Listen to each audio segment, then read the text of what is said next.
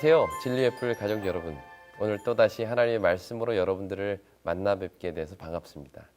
오늘은 하나님의 시간을 기다리라 라는 제목으로 함께 말씀을 나누고자 합니다. 우리나라 사람들이 가장 힘들어하는 것이 있다면 그것은 무엇일까요? 아마 기다리는 것이 아닌가 하는 생각이 듭니다. 일단 저부터도 엘리베이터를 타면 꼭 사람이 내리고 나면 문 닫는 버튼을 누릅니다. 한 번 눌러서 안 닫히면 계속 누르죠. 그 몇 초를 기다리기가 참 힘듭니다. 우리가 또 운전을 하다 보면은 파란불이 켜졌는데 앞차가 한 3, 4초간 움직이지 않으면 반드시 빵 하고 앞차로 이제 얼른 가라고 누릅니다. 그렇게 하지 않으면 견딜 수가 없는 참 그 기다림이 힘든 것이 오늘을 살아가는 우리들의 모습이 아닌가 하는 생각을 하게 됩니다. 이처럼 무엇인가를 기다리는 것, 그것은 결코 쉽지 않습니다. 특히 뭐든지 빨리빨리 해야 한다는 생각을 가진 한국 사람들에게는 더더욱 기다림은 힘든 문제가 되겠죠. 그런데 성경은 하나님의 백성들에게 반드시 필요하고 또 필수적인 요소 중에 하나가 바로 이 기다림이라고 이야기를 합니다. 기다릴 줄 알아야 한다는 것이죠. 아브라함은 자식을 주시겠다는 약속을 받은 후에 25년을 기다렸습니다. 모세도 역시 하나님의 부르심이 있기 전에 광야에서 40년을 기다렸죠. 이스라엘 백성들은 약속된 메시아를 약 4,000년간 기다려왔고 오늘날 그분의 재림을 소망을 하는 우리도 역시 그분의 다시 오심을 기다리고 있습니다. 특히 마지막 때를 살아가는 자들에게 있어서 기다림, 인내라는 것은 매우 중요한 특징 중에 하나인데요.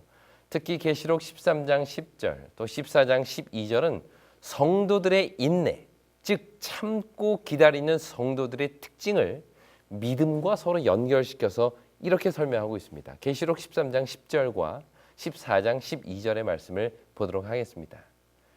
성도들의 인내와 믿음이 여기 있느니라.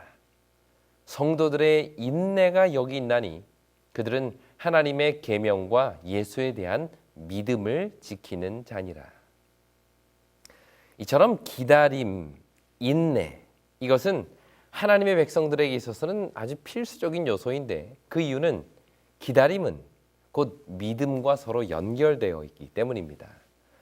성경을 보면 기다리지 못해서 실패한 사람과 오랜 기다림을 인내로 견뎌낸 후에 마침내 하나님께서 귀히 쓰시는 일꾼이 된 사람들의 이야기가 나오죠. 그 대표적인 사람이 바로 사울과 다윗입니다. 이 두 사람은 같은 시대에 같은 역할을 위해 부름을 받았습니다.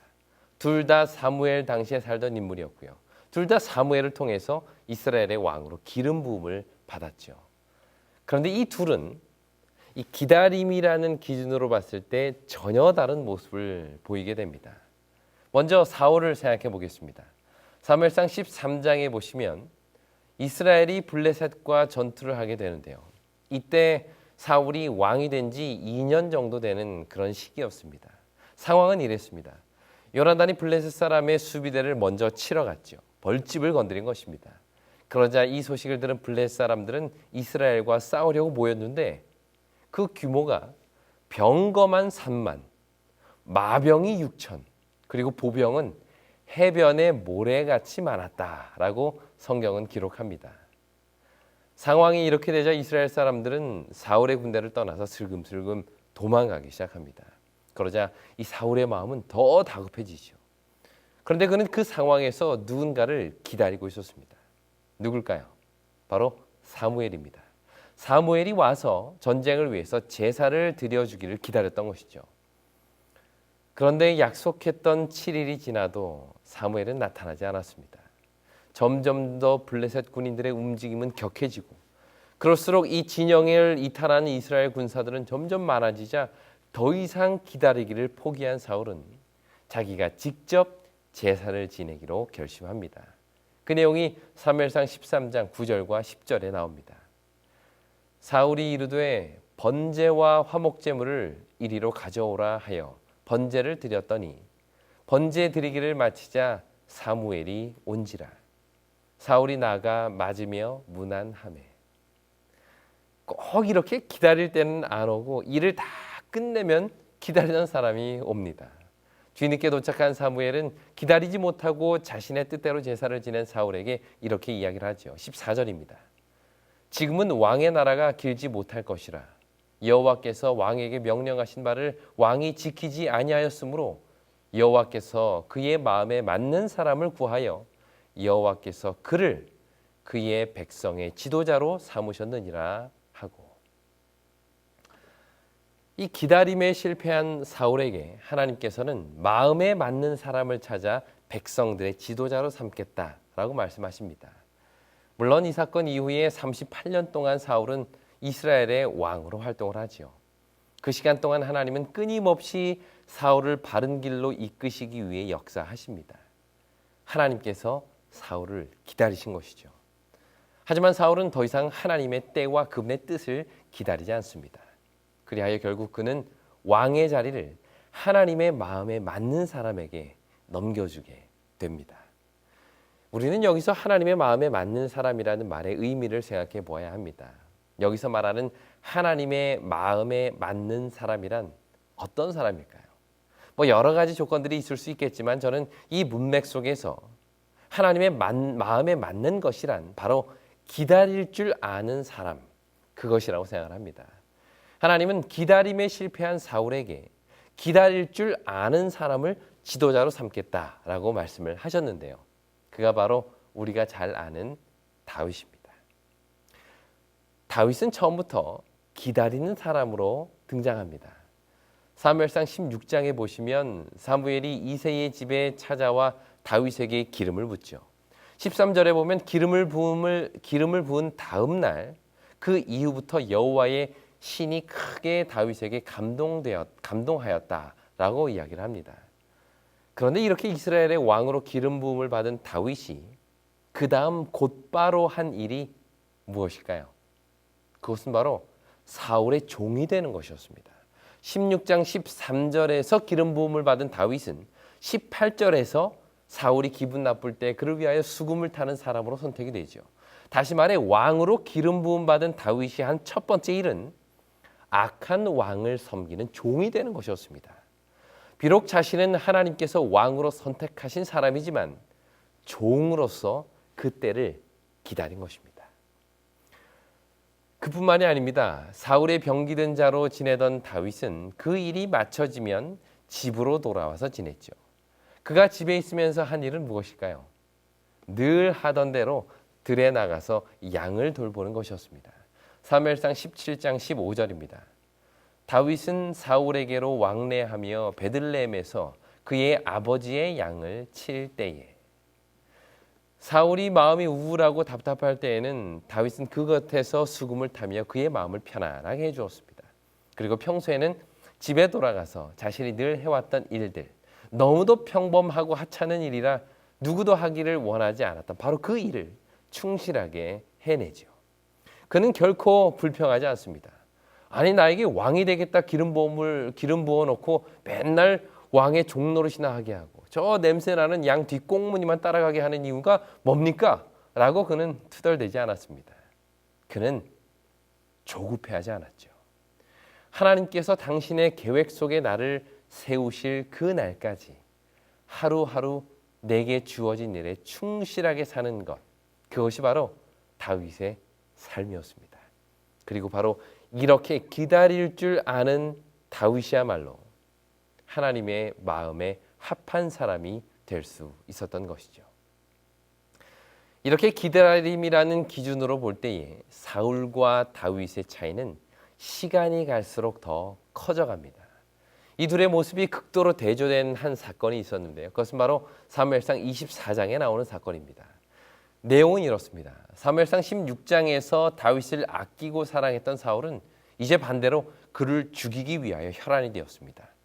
자신이 보기에 작고 연약해 보일 때는 옆에 두고 있던 것이 아무런 부담이 없었지만 그가 점점 자라서 자신의 자리를 위협하게 되자 사울은 다윗을 적으로 생각하기 시작합니다. 그리고는 모든 군사력과 시간을 쏟아부어 그를 죽이려고 하죠. 그날도 마찬가지였습니다. 사울은 여전히 다윗을 쫓고 있었고 다윗은 엔게디 황무지에서 숨어 있었습니다. 그 소식을 들은 사울은 잘 준비된 군사 3,000명을 거느리고 그를 찾아 나서죠. 그러던 중 아주 특이한 일이 벌어집니다. 사울이 그를 그렇게 찾아다니던 다윗을 아주 생각지도 못했던 곳에 만나게 되는데요. 사무엘상 24장 2절과 3절입니다. 사울이 온 이스라엘에서 택한 사람 3,000명을 거느리고 다윗과 그의 사람들을 찾으러 들염소 바위로 갈새 길가 양의 우리에 이른즉 굴이 있는지라 사울이 뒤를 보러 들어가니라 다윗과 그의 사람들이 그 굴 깊은 곳에 있더니 다윗이 숨어있던 엔게디 지역에는 많은 동물들이 있었는데요. 다윗과 그의 일행들은 그 중에 은신하기 좋고 큰 어느 한 동굴에 숨어 있었던 모양입니다. 그런데 성경은 사울이 뒤를 보러 그 굴로 들어갔다라고 이야기를 합니다. 한마디로 용변을 보기 위해서 그 굴로 들어가는 것이죠. 생각지도 못한 장소에서 이 둘은 운명적인 만남을 갖게 됩니다. 원수를 외나무 다리에서 만난 게 아니라 화장실에서 만난 격이 된 것이죠. 하지만 사울은 그 만남을 알아차리지 못했습니다. 굴 속은 워낙 빛도 없는 깜깜한 곳이었기 때문인데요. 특별히 밝은 곳에 있다가 어두운 곳으로 들어온 사울은 그 속을 전혀 볼 수가 없었죠. 하지만 이미 굴 속에 숨어서 어두운 곳에 익숙해져 있었던 다윗은 사울의 모든 행동을 찬찬히 살필 수가 있었습니다. 이때 다윗과 함께한 일행들이 다윗에게 이야기를 합니다. 24장 4절입니다. 다윗의 사람들이 이르되 보소서 여호와께서 당신에게 이르시기를 내가 원수를 내 손에 넘기리니 내 생각에 좋은 대로 그에게 행하라 하시더니 이것이 그 날이니이다 하니 더 이상 기다리지 말라는 것입니다. 사울을 죽이고 다윗이 왕이 될 수 있는 절호의 찬스가 왔으니 바로 지금 그의 목을 베라는 것이죠. 이것이 하나님께서 주신 기회라고 그가 이야기를 하는 것입니다. 하지만 다윗은 사울의 목을 베는 대신 그의 겉옷 자락을 뱁니다. 그리고는 아무 일도 없었다는 듯이 돌아오게 되죠. 우리는 여기서 또 한 번의 극명한 대조를 보게 됩니다. 사울은 지금 그 자리에 왜 와 있을까요? 다윗을 죽이기 위해서 와 있습니다. 자신의 때를 위협하는 다윗을 죽임으로 자신의 때를 길게 하기 위해서 지금 그 굴 속에 와 있는 것입니다. 반면에 다윗은 사울을 죽임으로 자신의 때를 앞당길 수 있는 그 순간에도 기다림을 선택합니다. 하나님께서 나를 왕으로 세우실 그 때까지 기다리기로 선택한 것이죠. 주위 사람들이 볼 때는 그 모습이 어리석어 보였을 것입니다. 오히려 이것이 하나님께서 그에게 주신 기회라고 말하죠. 그러나 다윗은 그들에게 이런 이야기를 합니다. 24장 6절입니다. 자기 사람들에게 이르되 내가 손을 들어 여호와의 기름 부음을 받은 내 주를 치는 것은 여호와께서 금하시는 것이니 그는 여호와의 기름 부음을 받은 자가 됨이니라 하고 아무리 악하고 아무리 하나님의 뜻에 반대되는 삶을 사는 사울이라 할지라도 그는 여호와의 기름 부음을 받은 자니 그에 대한 심판을 하나님께 맡기고 자신은 그 때를 기다리겠다는 것입니다. 이것이 바로 사울과 다윗의 차이였던 것이죠.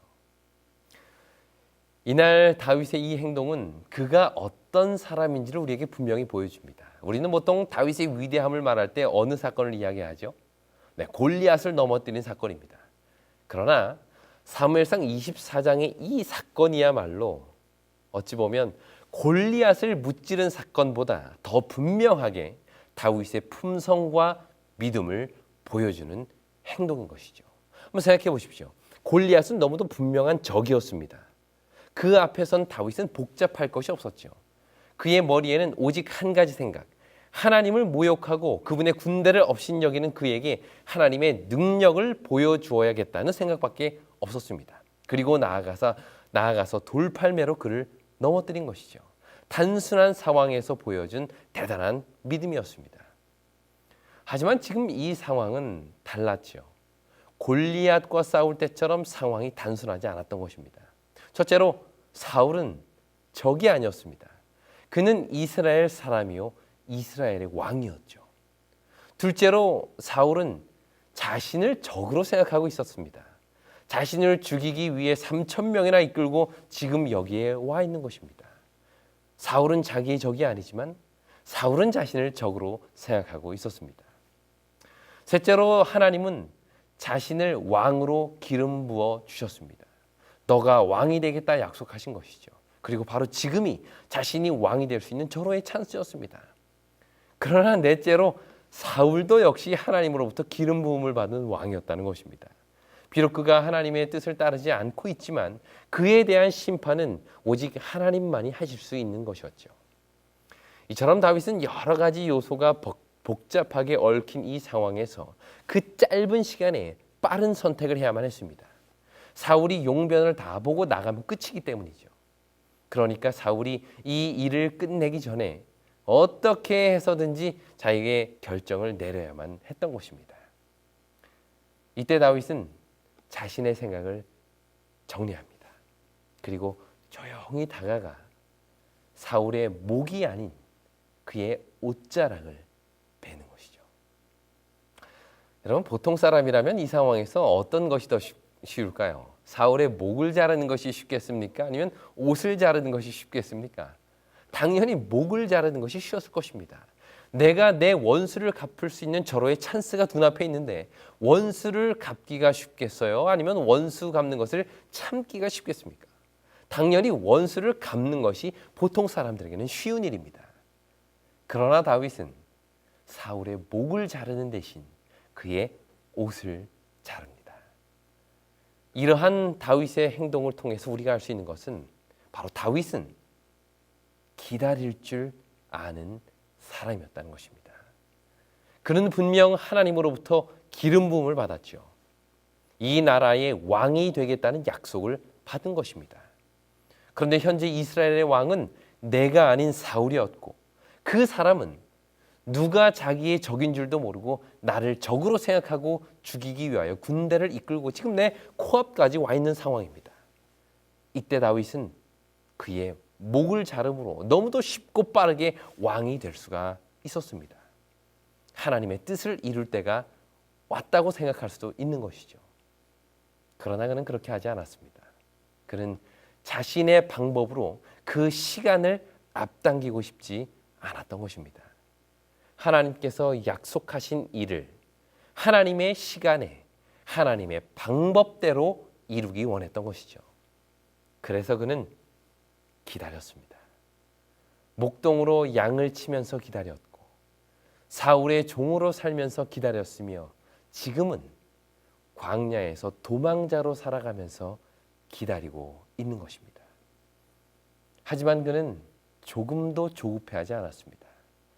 왜 하나님께서 나를 빨리 왕으로 삼지 않으실까 고민하지 않았습니다.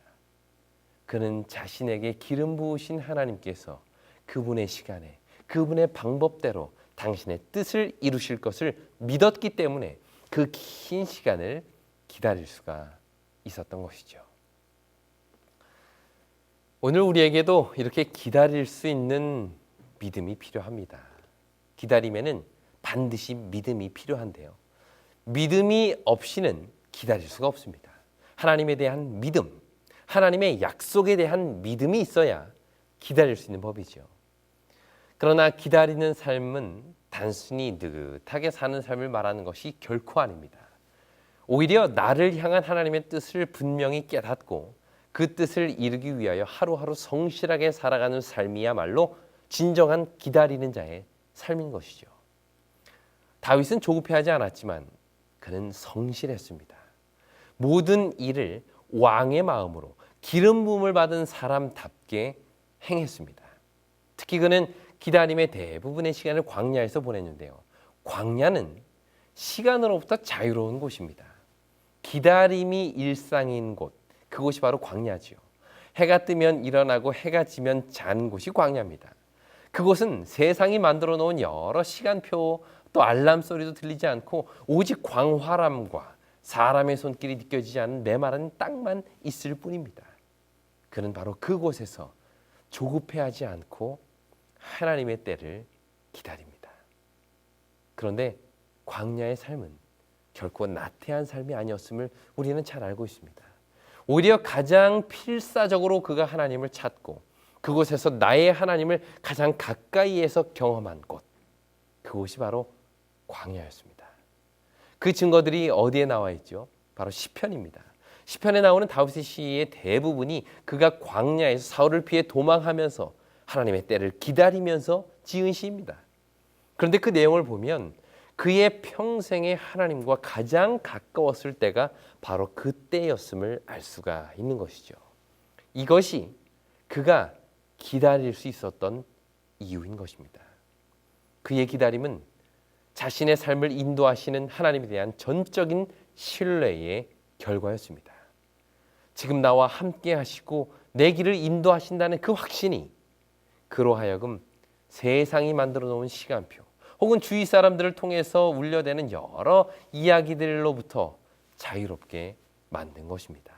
아무리 주위에서 사울의 목을 잘라라, 지금이 기회다, 빨리 왕이 될 수 있는 절호의 찬스가 왔다 라고 말할지라도 그는 목을 자르는 대신 옷을 자르고 맙니다. 이것이 바로 신뢰를 바탕으로 한 기다림의 가장 아름다운 예인 것이죠. 하지만 여러분 오해하지 마십시오.